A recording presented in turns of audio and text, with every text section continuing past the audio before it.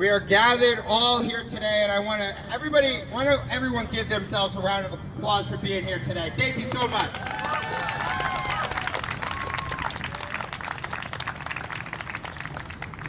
I won't speak too long. We have some amazing, amazing speakers here today. They're doing amazing work in the community every single day. Hello, Kimberly, how's it going?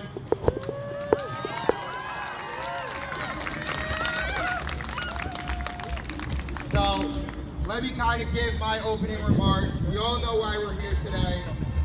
And we're here today because this country, this state, is sick. And it's sick with white supremacy.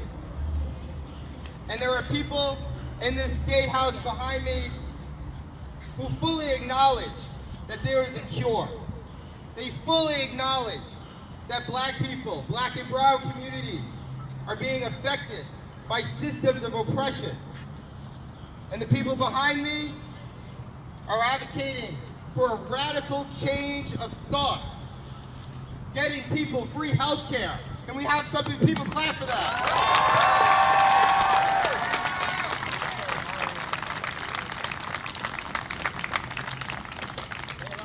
Replacing racist cops with people who care about the community and represent the community.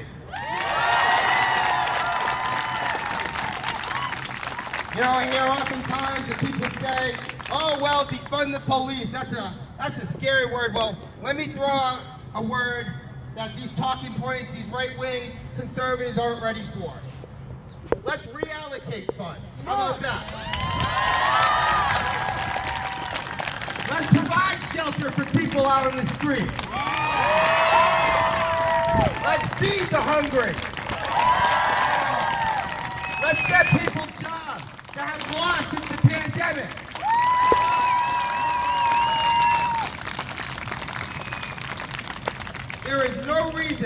There is absolute no reason why we should be spending more on a police militarized state than feeding our own people.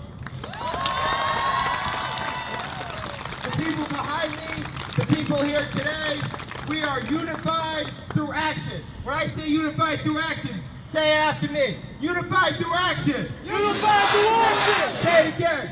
Unified through action. Say it again. Unified through action. Unified through action means that we come together like we came here today and we're able to call for change. And not only say, no, we're not interested in having incremental change. Incremental change is having people like Daunte Wright murdered on the street because of an air freshener. We want impactful change now. And we're in the wait for it. We want impactful change and we want it now.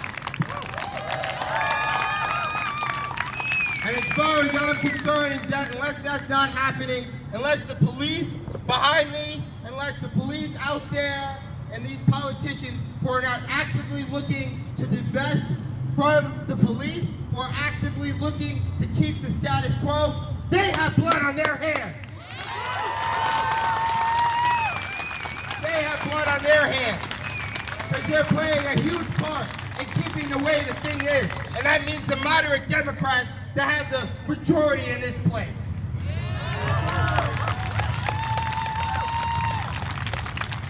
What the PAC's gonna do, what the people behind me are gonna do, is we're gonna get those people out and replace them with members of the community like David Morales right there.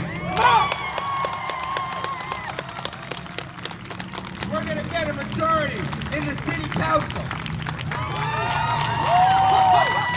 And we are gonna reallocate funds for the people. Black Lives Matter, everybody. From now on, I'm going to bring over Joshua Franco. Go first? Yes, first. Okay. For a second. I'll go first. Our outreach director, but I'll take a step back. And if anybody wants to make any comments, we're going to wait until after the speakers all talk. I advise all the media to stay here and listen. How's everyone doing? Thank you everyone for coming out. Thank you to all the representatives that we can call allies. Thank you to everyone that we actually can be here with and make real change with.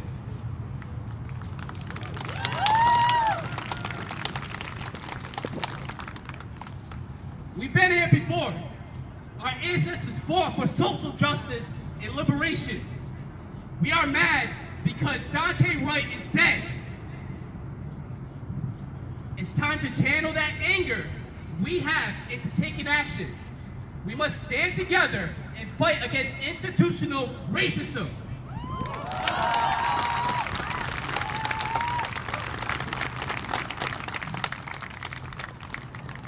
The time is now to reallocate funds from the police department into programs that will benefit the people's best interests.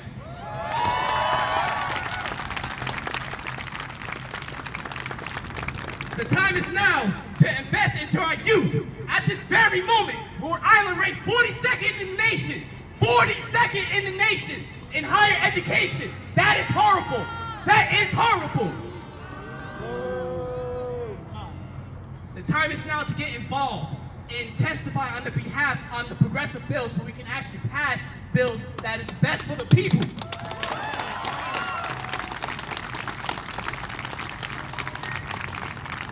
Also, support our state officials that we can call allies, that are public servants,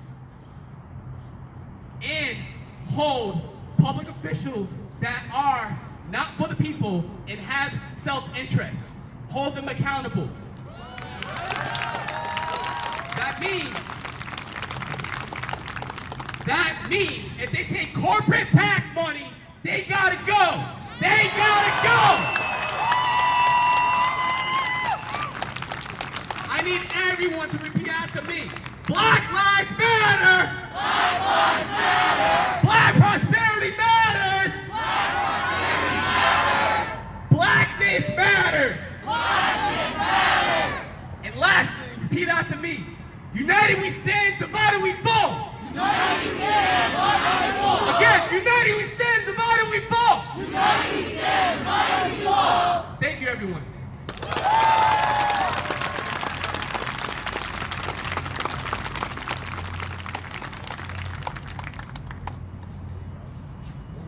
Energy. Oh, it's not on. Here we go. Can everybody hear me? All right, here we go. I would next like to introduce. Ready? I'd like to next introduce my mentor.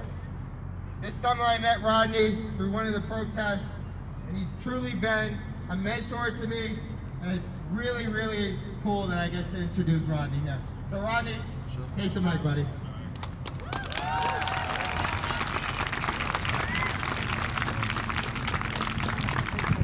Hello everybody. First off, I want to say all praise to Allah before I start this. So Harrison hit me up and he asked me to speak. And when he asked me to speak, of course I said yes, because I wasn't going to say no to this young king. But then immediately afterwards, I started thinking to myself, what am I going to talk about? Unfortunately, I don't have anything to talk about because everything I can say to you, you've already heard. We go through this year after year, month after month, day after day at times, where we see our young brothers and sisters killed at the hands of the police. When's it gonna stop? It's like a bad movie that keeps getting replayed and replayed over and over and over. And there's only one way to stop it though. We do not need you to be an ally. I'm gonna say that again. We do not need you to be an ally. We need you to be an accomplice. You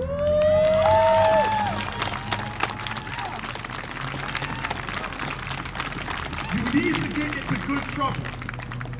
So being an ally is coming to a protest, pumping your fist, clapping. Then when you go home, and when you're around your friends and family, they say racist things, they do racist things, and you don't check their ass. Being an accomplice, when you see something, you check them right away. Being an accomplice is holding the state house accountable for all they've done to them.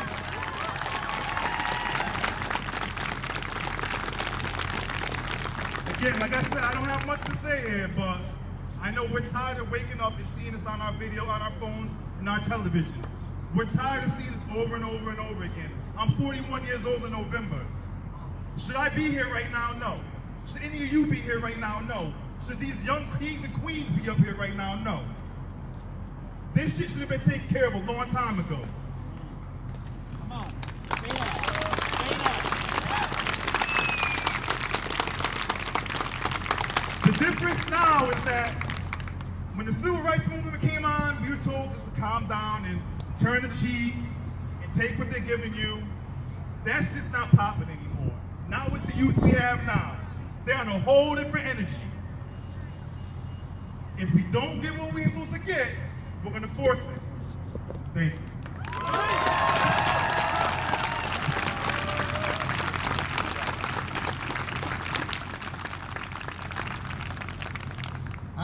By the way, just a little interruption.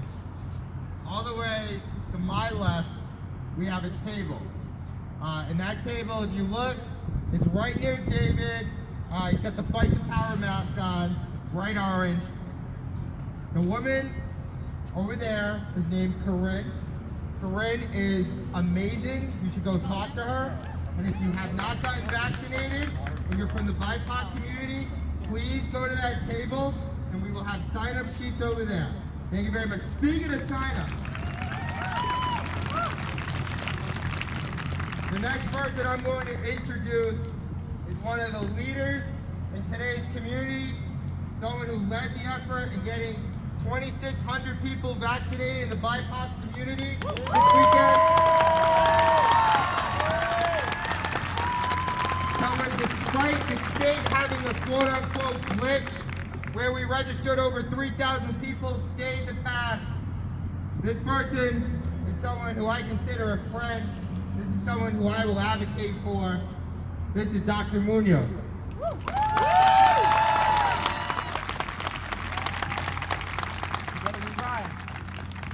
Hear me? You know, I was thinking about what to say as I was driving over. And I just want to start by saying that this is a movement of people. It has to be a movement of people. We want to see these systems transformed. And not just transformed, but built anew. You know, 500 years before our communities were racialized, before we were called Black and Latino and Asian and Indigenous, 500 years before that, there was an African priest by the name of Thomas Aquinas that said, justice, that is, mercy without justice, is the mother of disillusion. But justice without mercy is cruelty. And it's interesting that our racialized communities find themselves at the side of the coin that is subject to cruelty. And so when are we going to realize that it's going to take a movement of people, a community rising up to build a system of public safety that benefits us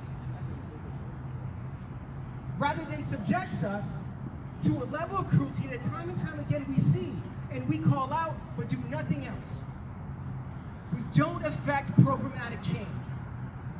So my call to youth here today is to run for city council. Run for town committee. Run for state office. Take out the reps that do not have the courage, do not have the political courage to advocate for you and to advocate for the children that you will have and the grandchildren that they will have. It is 2021. We have had Black lives lost to a virus as a result of systemic inequities that we see in healthcare systems. We have seen abuses and police brutality perpetuated in a time where we should see unity. If you do not rise today, if you do not rise now, then you have no excuse tomorrow. Come on now. Say that. You will have no excuse tomorrow. My name is Luis Daniel Munoz. I stand with the community leaders here. I stand with the community leaders that are not here, but we're there Saturday saving lives with vaccines, and we'll be here at the Dunkin' Donuts Center saving more lives this weekend.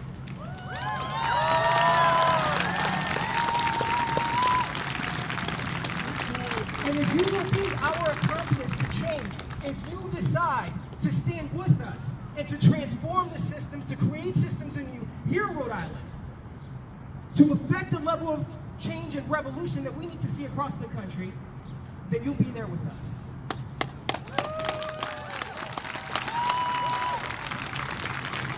It's about changing systems, y'all. It's about changing systems. We need a radical change of the way we think about our governing body. We need to really focus on that. And we come up here and we talk about it, but it's about action. So let me hear unity through action. Unity through action. Let me hear unity through action. Unity through action. One of the people that's doing great work in the young community, in the youth committee, that's going to be forming pretty soon, is Zachary Pinto. Can we give it up for Zachary?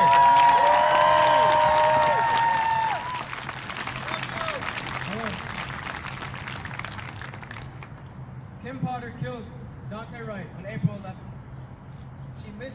She has been a police officer for 26 years, and she mistook her handgun for her taser and shot Wright. Adam Coy shot and killed Andre Hill on December 22nd, 2020. He was in the force for 19 years and he mistook a ring of keys for a gun and shot Hill. On March 18th, 2018, Stephon Clark was killed in his own backyard by Sacramento police after a deputy mistook his cell phone for a gun. On April 17th, off-duty police officer William Daniel Short mistook a phone's flashlight for a gun flash and shot a 14-year-old boy. The question I have today is how long do members of the black and brown communities have to disproportionately pay for the mistakes made by police?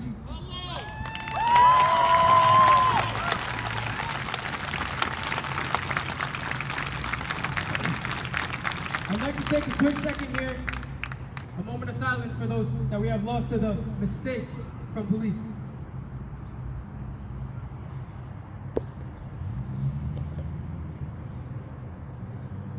Thank you.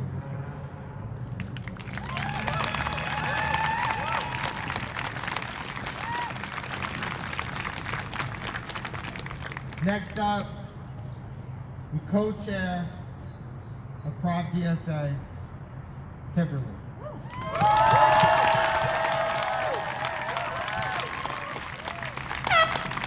Hey everyone, as you know already, my name's Kimberly. I'm just a local organizer with Proud DSA and Reclaim RI. I have to say it is sad and infuriating to see yet another black person being gunned down by cops for no good cause. I stand here in solidarity with you all to honor Daunte Wright's memory and demand justice. May he rest in peace. I guess this is what going back to normal looks like. It's why normal has to go. We shouldn't be in a rush to return to normal when what's normal is, the murder of citizens by those tasked to protect. When what's normal is barbaric and unjust. Yep.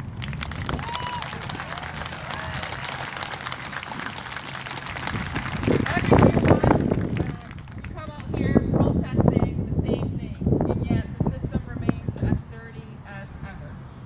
I want you to ask yourselves, what will it take to change this? To stop what is so clearly wrong and despicable.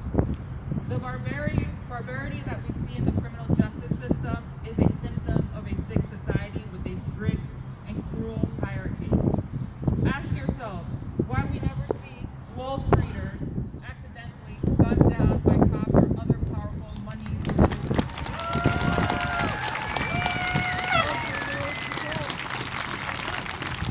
We know most victims of this violence tend to be overwhelmingly poor and black people.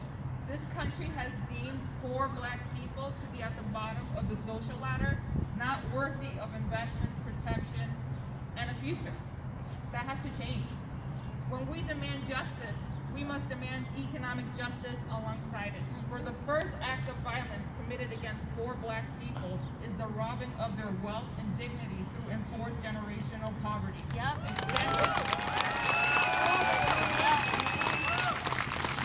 Extended all the way from the time that the slaves were the slaves won their freedom. The execution by cop is but the last crime committed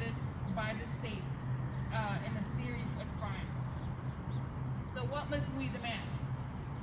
We must demand for all shooting involving a cop and a citizen to be investigated by the federal government. We need guilty cops to catch guilty verdicts, so we need qualified immunity gone.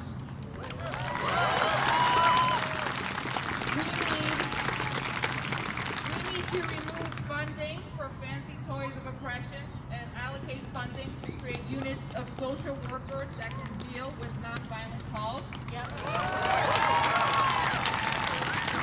We need to deprivatize the prison system top to bottom. We need to draft a prisoner's Bill of Rights that guarantees that prisoners are treated like people. We need to end the war on drugs and treat addiction as a health issue, not a criminal one.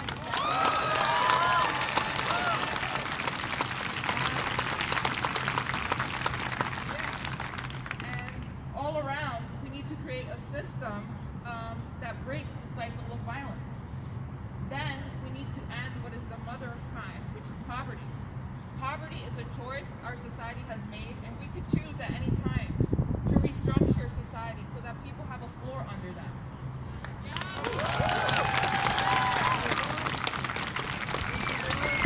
We can make sure everyone is guaranteed a high standard of living, so no one ever has to steal, sell drugs, sell their body to make ends meet ever again. We can create a society where people don't have to self-medicate because their current reality is intolerable.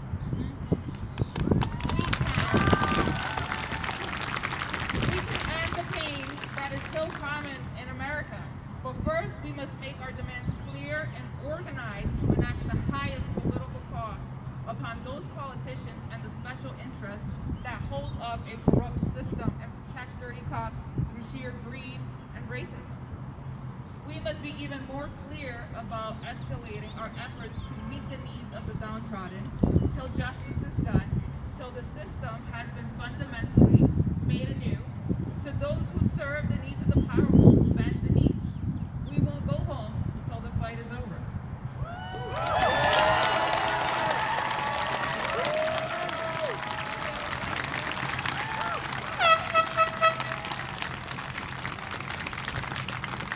If you couldn't tell, she's the GOAT.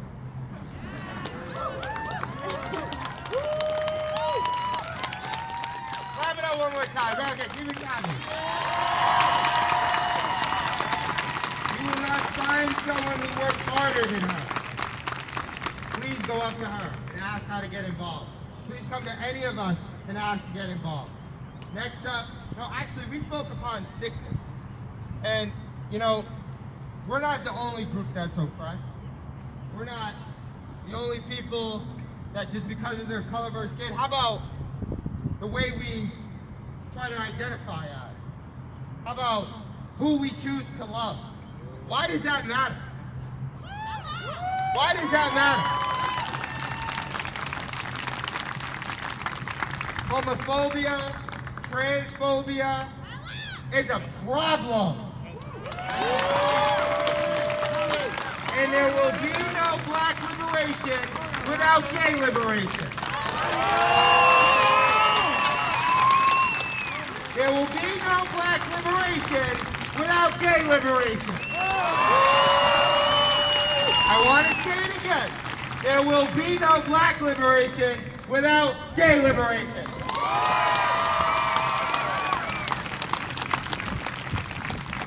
Our next speaker is an advocate.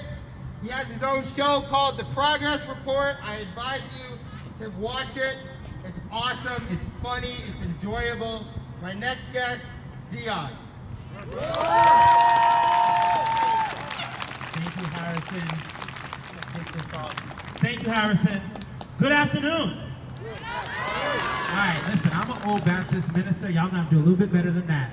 Good afternoon. First off, I want to thank you guys for coming out here today. You didn't have to, but you're here. You could have went and got dinner. You could have went off and got a drink after work, but you're here. So you give yourselves a round of applause. And clap for the person next to you because you didn't have to be here. Thank you, BLM and Harrison, for the opportunity to speak. I don't get many opportunities to speak because sometimes people really don't want to hear my mouth, but you're going to hear it anyway. Tonight, my heart is in total grief. It's been in grief for a while, for a long time. I'll never forget in 2014, my very first rally for Trayvon Martin. Actually, it was before that, sorry. My very first march for Trayvon. I'll never forget when I got out here last summer, when there was 10,000 people. I'll never forget when we got out here in March for trans lives. I will never forget the stories I was told by my grandmother when she was raised in the South. I will never forget my cousin Jarvis that was gunned down in Dallas by a police officer for jogging with headphones on. I shall never forget.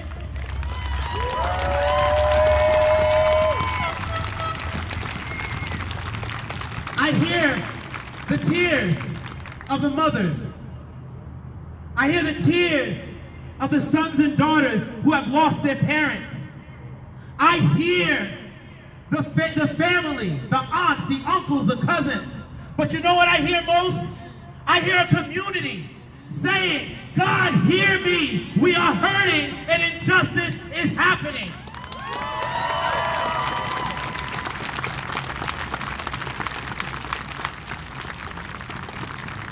And quite frankly, I'm sick and tired. And somebody said to me, well, Dion, you know, you're a minister. You shouldn't get angry. But I'm reminded of the story, if you can indulge with me for a quick second, when Jesus went into the temple. And everything was going wrong in the temple, and he was not happy. So what did he do? He went in and he changed over the money tables. He tore the temple apart. That's how I feel when I look at this building and institution that ignored us last summer. That's how I feel when the federal government is looking at us wrong. It's time for your temple to be cleansed.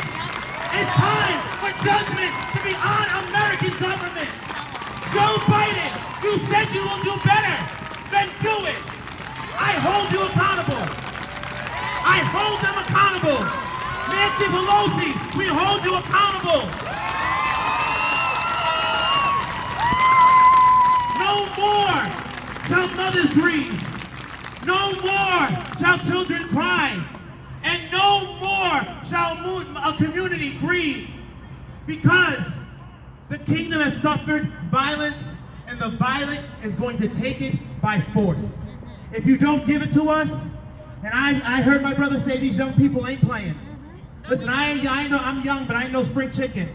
When I was 21 years old, they told me, wait your time, wait your time, wait your time. But what I love most about all you young people out there, all of you in your 20s and your teens, you're not saying, I am waiting my time. That's not the answer we're looking for. You're looking for action now. You're looking for justice now. You're looking for prosperity now. And you shall have it. But I gotta tell you this before I go. Stay steadfast. Stay steadfast. Keep moving. Make them uncomfortable. Because it's only when people are uncomfortable, real change can happen and the Spirit of God can move.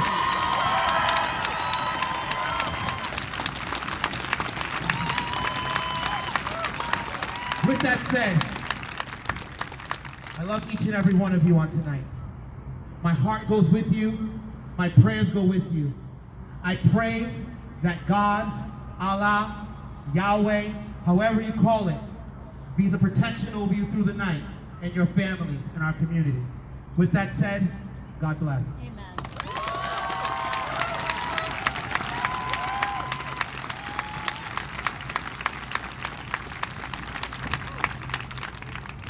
That was powerful. That was powerful. I want to say, let's get a quick chant. The chant's going to go as following. Power to the people. All right? So when I say power to the people, you say it back. Ready? Power to the people. Power to the people. Power to the people. Power to the people. Power to the people means exactly what each and every single speaker spoke today. Getting the power from the people in that building to the people in front of me right now.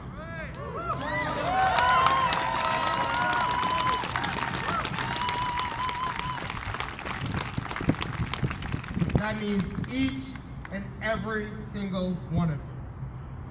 That means this whole movement, this whole protest today. It means the work that we're doing, and I'm sure, because you know what happens after these events? They come to me and they're like, oh, well, Dad saw this, and he wants to work. I hope. Because change needs to happen. And we are willing to work with the people who want to make change. Power to the people. Power to the people. Power to the people. Power to the people. Next up, speaking of power to the people, we got one of my friends, someone who's on the advisory committee, which I recommend you guys joining for the PAC. Miguel.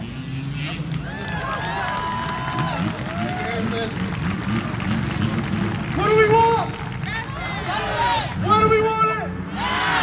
What do we want? Justice! When do we want it? Now! What do we want? Justice! When do we want it? Now! Thank you. Before I start, I'd like to take a moment of silence to honor Daunte, Wright, George Floyd, Breonna Taylor, and everyone else that has lost their life at the hands of the police.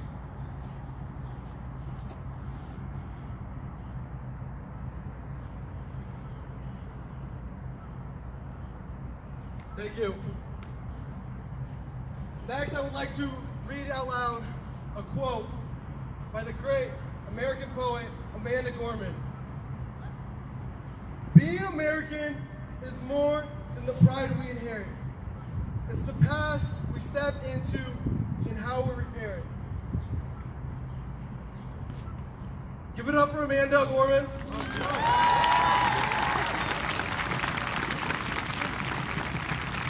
To understand what past we're stepping into, we have to know our history and understand how our current police models got into place. In the South, in the 1700s, police groups were formed to catch runaway slaves. In the 1800s, in the North, police groups were made to keep immigrants away from coming into cities like Providence, Boston, New York. These models were made to oppress black and brown folks. We need to abolish these models. We need police reform now.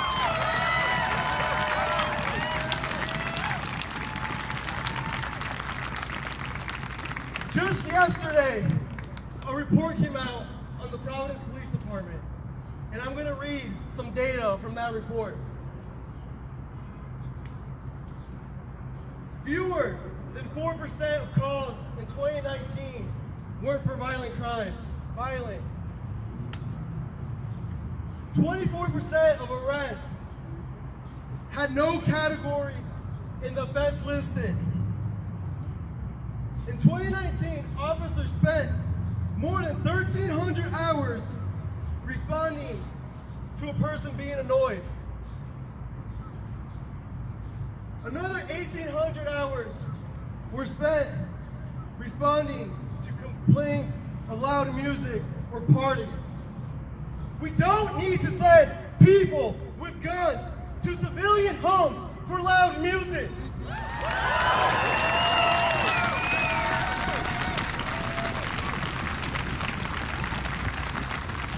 Another 1,500 hours were spent on illegal parking. We don't need police officers to enforce traffic violations.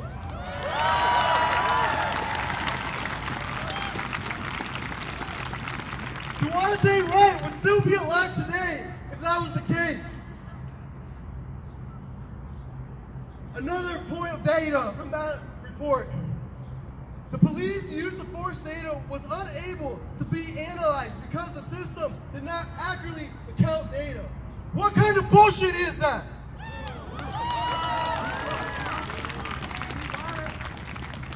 It's obvious that police departments need reform, and they need reform now. Our tax dollars are not being spent appropriately.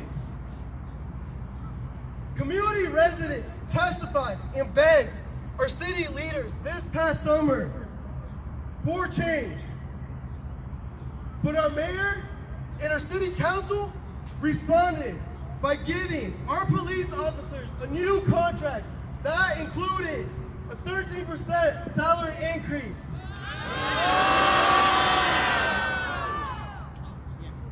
The Lorza administration has the authority to immediately implement a cahoots or Starlight program here in Providence today.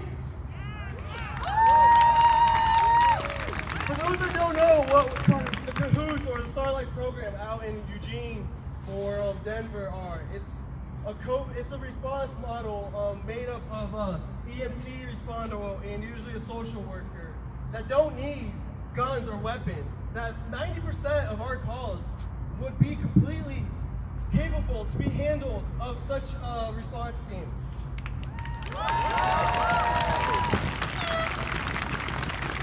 So what's next?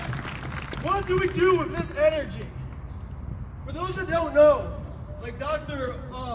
Pointed out earlier, there's 8 open council spots, 8 open city council seats open next year in 2022. Also, the mayor is up for race. So we need to organize and mobilize and use the energy to elect people that will represent the needs of the Providence residents. Thank you, everyone.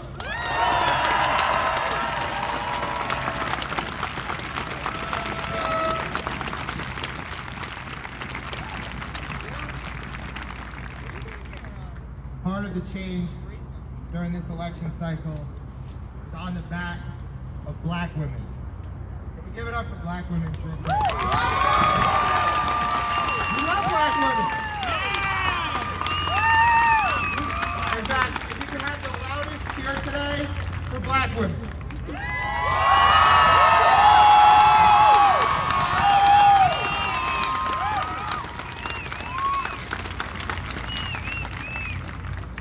Thanks, Gregory. Thanks, Gregory. Next up is one of our next community leaders, one of the leaders in the community with Reclaim RI. And by the way, if any of y'all want to go up to these community leaders and get involved, that's why we're here today, right? Because, you know, although I'm Black Lives Matter, RI Fat, you have proud DSAs, you have someone running for governor, you have an activist in Raji, you have a talk show host. We've just got so many people up here and we want to all work together. Next up, Ariel from Reclaim Rhode Island. Hello everyone, can you hear me? I don't need a chair. Yo, need a chair. I don't need a chair. That's right. I want us to first take a moment. We all come from different places, from different belief systems, upbringings, and backgrounds. But today we are all here for one moment, for one person, under the same belief that what happened to Daunte Wright was not simply unjust, it was cruel. Brooklyn Center Police Chief Tom Gannon said that this murder appears to be from an accidental discharge. Accidental is defined as happening by chance, unintentionally or unexpectedly. Accidental is slipping into a puddle, getting a paper cut, or dropping a vase. Accidental is not killing someone at a routine traffic stop for charges the police accidentally sent to the wrong address. And I ask you, was it an accident when the PPD shut out the eye of a civilian earlier last year? Was it an accident when the police drove their cruisers into protesters' bodies last August? No. Was the beating of Joshua Robinson, also at a traffic stop by the PPD in 2013, an accident? No.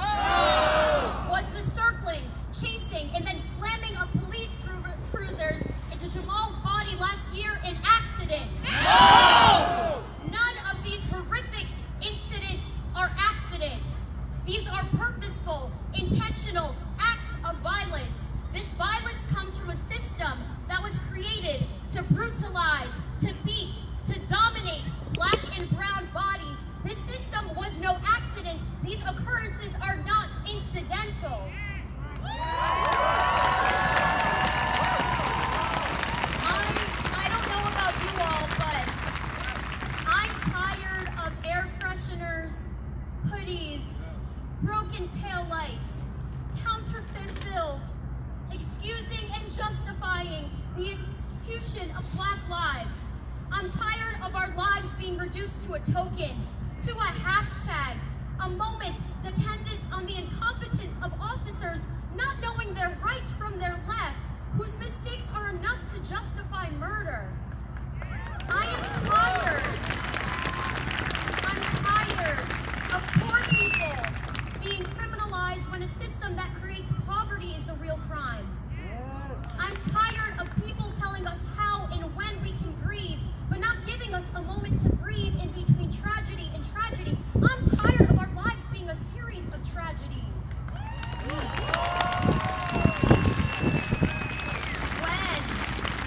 When will they stop reducing our lives to happenstance? If it isn't an accidental discharge, it is because a white supremacist is having a really bad day. All excuses are extensions of state violence and white supremacy at work. Diversifying the police force, de-escalation tactics, independent investigations will not change the inherently violent nature of the police.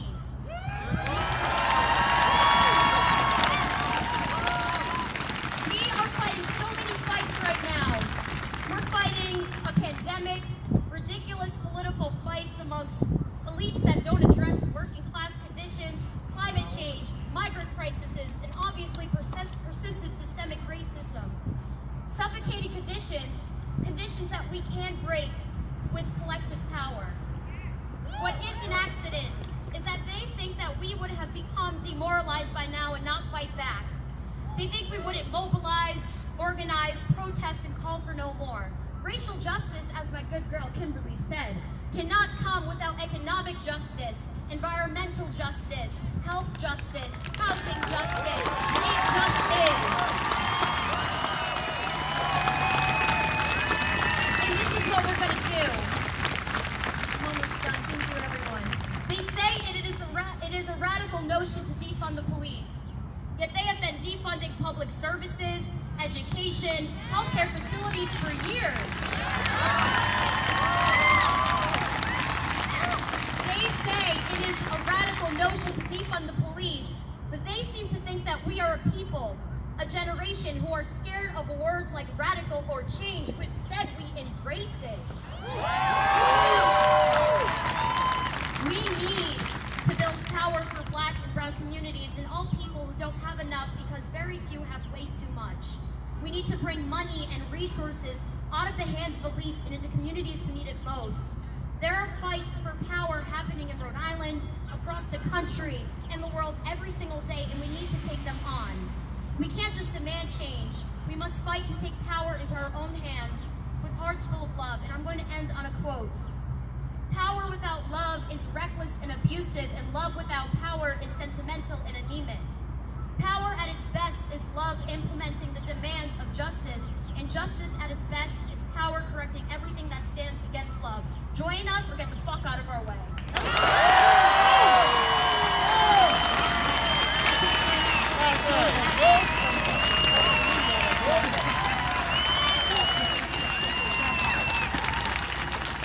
Y'all heard that, right?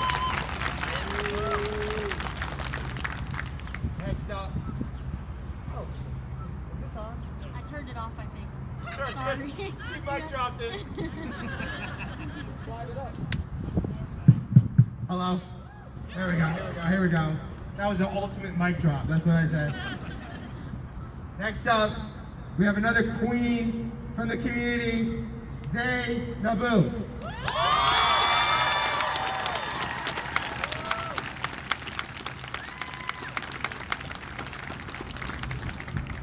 Igbo is a tribe located in southeastern Nigeria, home to Obo. Obo was a proud father of his sons and unborn child. He was very intelligent and he hunted and protected his tribe. He was well respected. One morning, him and his friends went out to go hunting before he left. He went to sharpen his tools. While he was doing so, he heard whispers coming from his sleeping wife and his unborn baby saying, "The waters will bring you back to us. The waters will bring you back to us." When he heard this, he was confused. He thought, maybe my baby thinks I'm going into the water, but I'm just going to the woods. But sadly, while he was hunting, him and his men were captured by the Europeans. They were beaten, chained, and shipped off overseas. On the voyage, Obo became a leader to the people. He comforted them and led the enslaved passengers. Anytime the pressure got to him, he would cry, and he would hear the whispers, "The water will bring you back to us. The water will bring you back to us." Still, not knowing what that meant. There was about 75 to 100 enslaved people on this ship, and when they reached the Georgia coast, they could see all the white people waiting for them. They knew their fate was to be slaves for the rest of their lives. Throughout the voyage, they've been through so much trauma. People got sick, people died, bodies thrown overboard, eaten by sharks. The females were raped, many of them were beaten. But to know they would go through trauma all over again for the rest of their lives hurt a different type of hurt. Obo wouldn't go through this agony again, so he led a revolt. They took over the captors, threw them overboard, and as they were approaching the shore, they locked arms and repeated, "The waters brought us here, the waters will take us away. The waters brought us here, the water will take us away." As they walked hand to hand overboard, they drowned themselves. The white people from the land saw this happening and threatened to shoot them. The Igbo people wouldn't listen, and they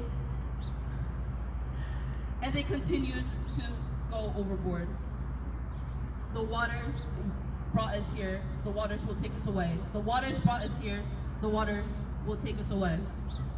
This was the biggest mass suicide of enslaved people. It was a hard decision because they knew death was better than bondage. Hello, assalamu alaikum wa rahmatullahi wa barakatuh. To my brothers and sisters, and to all my Muslim brothers and sisters, happy Ramadan. Ramadan Mubarak. Inna Ilahi wa inna Ilahi Rajiun, which translate, God, we come back to God, we go back to God. Rashard Brooks, say his name. Rashard Brooks. Tatiana Jefferson, say her name. Stephon Clark, say his name. Stephon Clark. Orlando Castillo, say his name. Orlando Castillo. Eric Gardner, say his name. Eric Gardner. Michael Brown, say his name. Michael Brown. Tamir Rice, say his name. Tamir Rice. Breonna Taylor, say her name. Breonna Taylor. Trayvon Martin, say his name. Trayvon Martin. George Floyd, say his name. George Floyd. Daunte Wright, say his name. Daunte Wright. Day after day, our people are being killed, beaten, mutilated. Day after day, our mothers are kneeling on the pavement, their children used as a final resting bed. Day after day, black men are seen as threats, victims of racial profiling, stop and frisk. Day after day, boys are being introduced to the streets.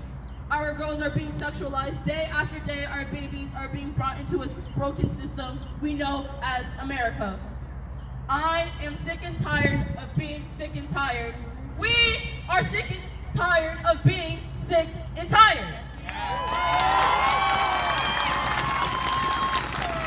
Emancipation, Reconstruction, civil rights, the Black Lives Matter movement, what movement will save us? Systematic racism, gentrification, the school to prison pipeline, police officers, what will be the death of us? We are crying for help, and they are hearing nothing. We are bleeding, and they see nothing. We cannot keep killing ourselves to escape from bondage. Black minds matter. Black happiness matters. Black voice matters. Black lives matter. Hands up! Hands up! Hands up! No justice! No peace. No justice! No peace. No justice! No peace.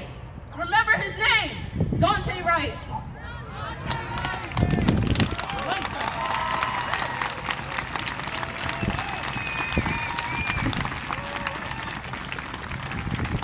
Give it up one more time. Keep the crowd going.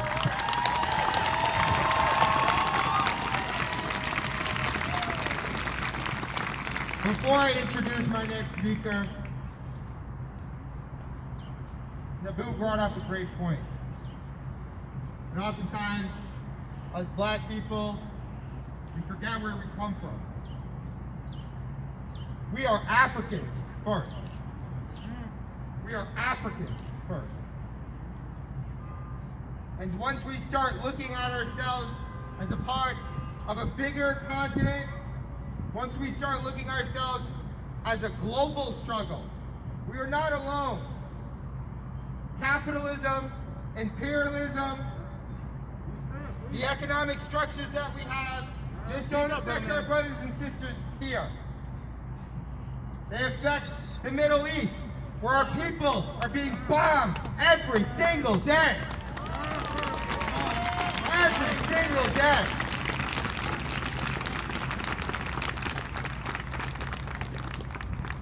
We have people whose lives are seen as a commodity, to profit, to oil. How many times do we have to look over the TV to see not if just us if we're going to die, but our brothers and sisters in Africa, due to Africa and the militarized police states that's all across the world due to this country. And I ask yourself, when did this stop? When did this stop? It never stopped. We are just as bad as the Roman Empire. We're just as bad as the British. In fact, we're just an evolution of them.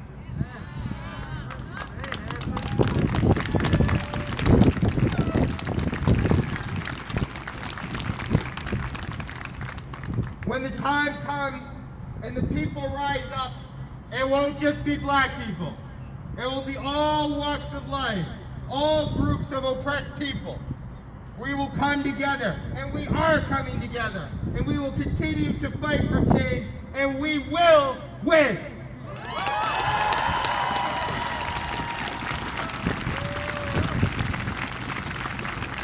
So I ask yourself, next time you see a report where Syria is getting bombed, or anybody is being subjugated to killing and oppression, I want you, it's specific. Oh my goodness. I got a little too excited. I want you to be able to see yourselves in those people's perspective. Because the kid in Syria who lost his home means just as much as the kid who loses his home here.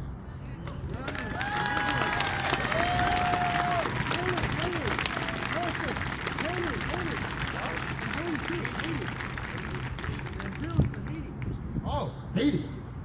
Oh yeah. So for anybody who doesn't know, Haiti's been oppressed for thousands of years because they were the first group of people to revolt against the West. Let's give it up for Haiti. Oftentimes I hear, well, why are they poor? Well, they're poor because they stood up and had a revolution.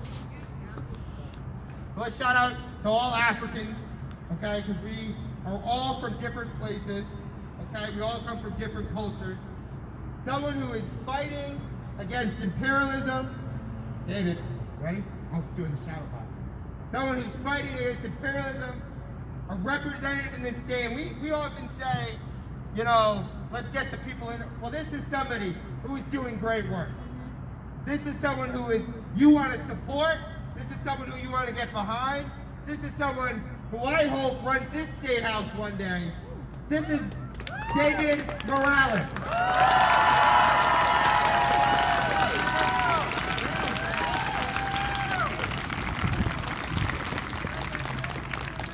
Now, brothers and sisters and non-binary family, I understand that today we've heard a lot of numbers, a lot of statistics, with trauma and lives behind each and every single one of them. And it's important that we continue to emphasize those points. We continue to emphasize the fact that since the year 2015, on an annual basis, more than 800 lives have been murdered at the hands of law enforcement. They've been murdered at the hands of police. Since then, over 6,500 souls have been taken. And most of the times, about 98% of the time, little to no accountability is held. And I mentioned that. I say it as a reminder to the people right behind you, to the people right behind the glass doors who had their arms folded. I say to the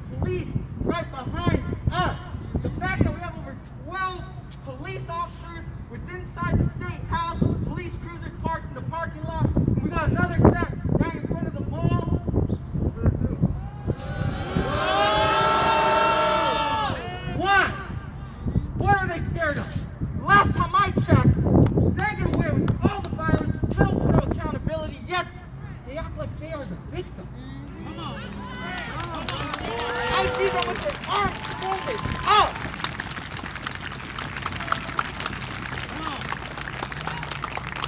And I ask myself, is it because they're tone deaf? Is it because they don't care? And I come to the conclusion, it's because they don't care. Because they know they can get away with it. And we could talk about qualified immunity, but to really localize it down here in the state of Rhode Island, I want to let everyone know that we have something that is called the Law Enforcement Bill of Rights here in Rhode Island. It has existed since the 1970s, right during the peak of the Civil Rights era. And the police unions, they pushed for it, and they got it. City leaders buckled down to them. State leaders buckled down to them. And since then, we have had several cases of police violence, police brutality, here in the city of Providence, here in the state of Rhode Island, that has gone under the covers. Because of the fact that disciplinary action is never displayed to the public, despite the fact that it's our tax dollars funding their police cruisers, it's our tax dollars funding their offices, their uniforms, their weapons, and everything in between. Yet and still, they can continuously get away with violence, and then they come back and complain, oh, people are talking about defunding us. Yet at the same time, we've been talking about the fact that we've defunded our schools. We have a state budget right now, a state budget that includes allocations for 23 new police officers. And at the same time, we just cut Medicaid for the 6th year in a row. So it also comes down to a lot of the backroom deals that happen within City Hall and inside the State House. The fact that these police unions, because we support labor unions, correct? However, there are certain occupations where they already have authority, where they already have power, they don't need any further bargaining power. And that is the police unions. And there's a lot of work to be done. I think the top priority here in the state of Rhode Island is to make sure that we get rid of the Law Enforcement Bill of Rights.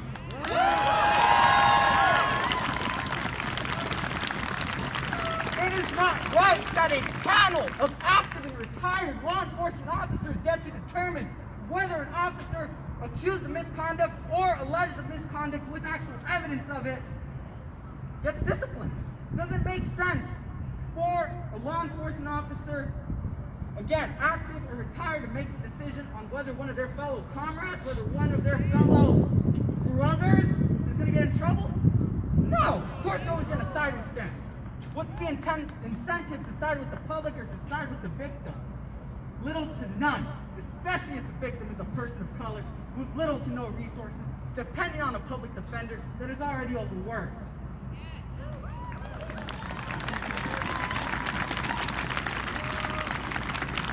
So as we stand here today, I just want to remember, there is a lot of police violence happening in our own backyard.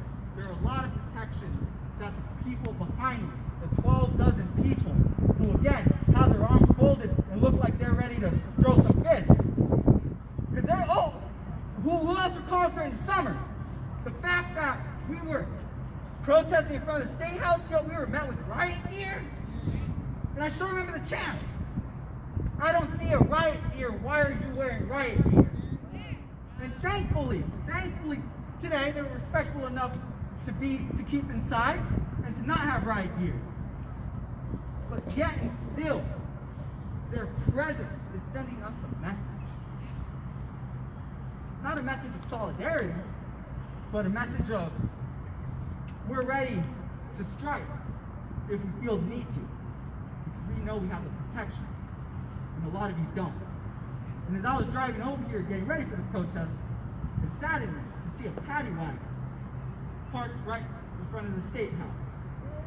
Almost as to say, we're ready to arrest a couple of you.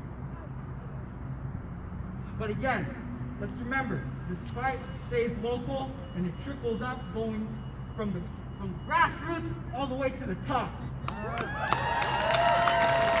So thank you all for being here, because I promise you, we're going to do whatever it takes inside of there to make sure that the state budget does not funnel additional money towards police while at the same time we're cutting healthcare services and not properly funding Providence public schools that has lead in their water pipes. That to me seems like a lot more of a priority than having more armed officers within our cities. Thank you.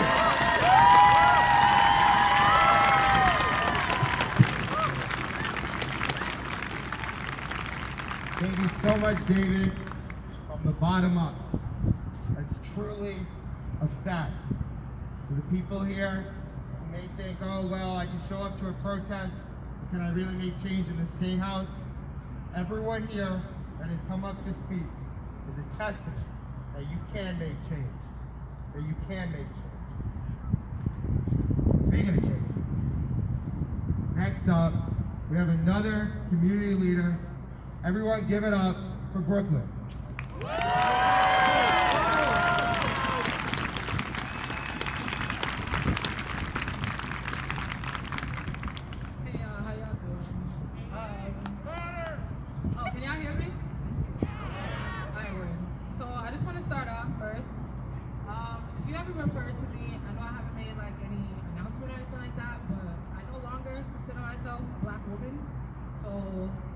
Not even non-binary, I'm anti-binary, so they and them pronouns, thank you.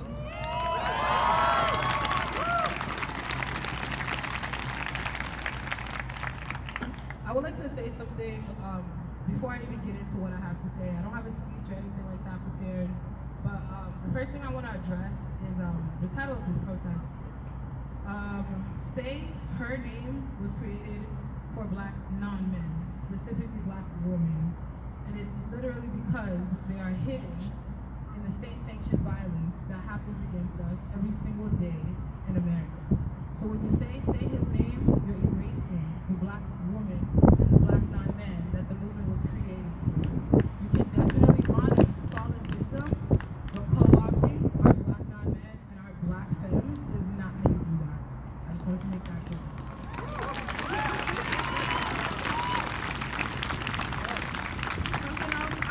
I really like to address, I just feel like, especially last year, my first year organizing in Providence, I feel like a lot of us are in this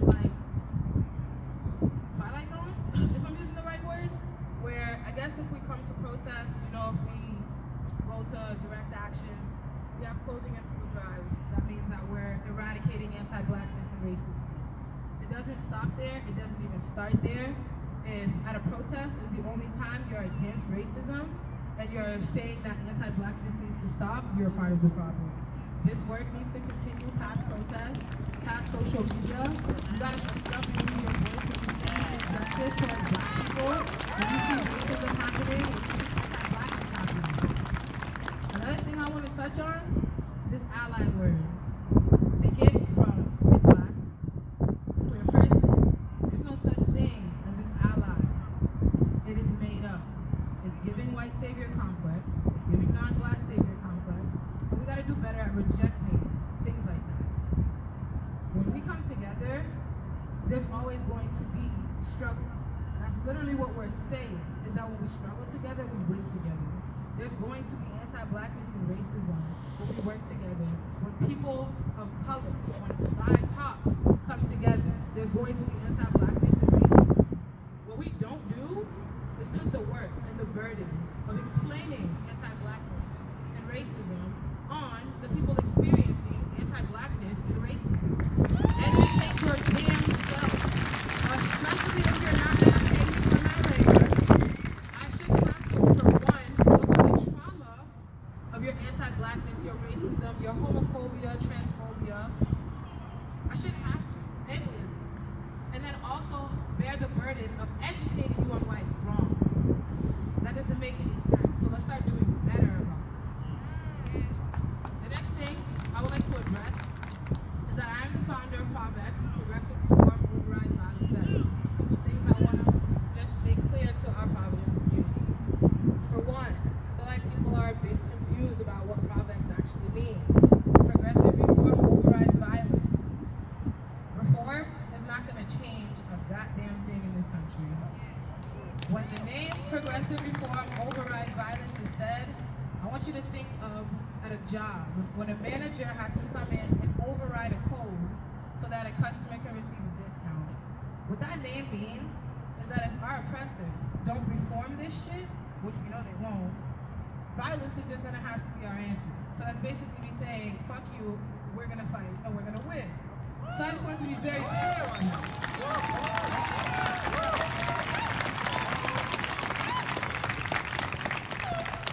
The other thing I want to address about Proverbs is that the other day, I made a post in the light of 7 Asian sex workers being murdered in Atlanta. With further reflection, I can understand, and I definitely see why it was wrong to make a post like that. What we're not gonna do is pretend like two things can exist at the same time. What we're not gonna do is pretend that black people do not bear the brunt of oppression in every single subject, category, field, anything that you can think of. When we say stop Asian hate, understand that nobody is responding with stop all hate.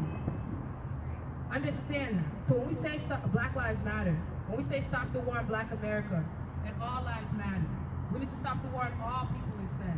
It's also your duty as a person of color, as a BIPOC, to stand up and let people know that there won't be liberation for any of us if there's not liberation for black people first. And I feel like that's missing from the conversation.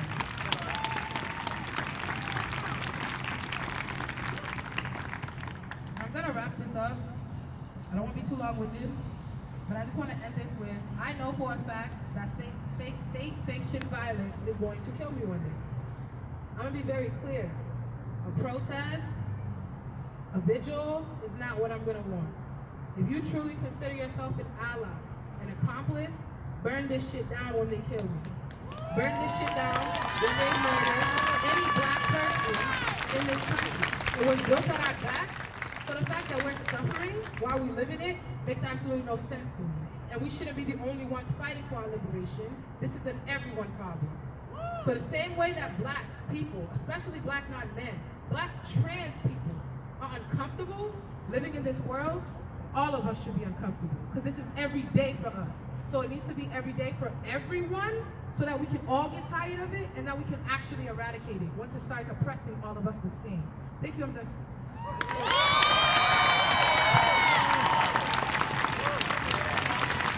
Give it up for Brooklyn!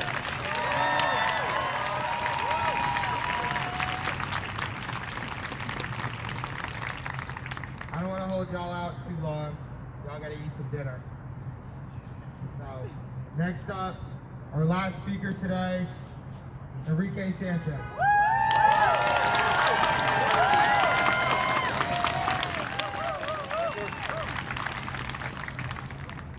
Good evening, everyone. My name is Enrique Sanchez. I am a substitute teacher in the Providence Public School System, and I work with black and brown youth.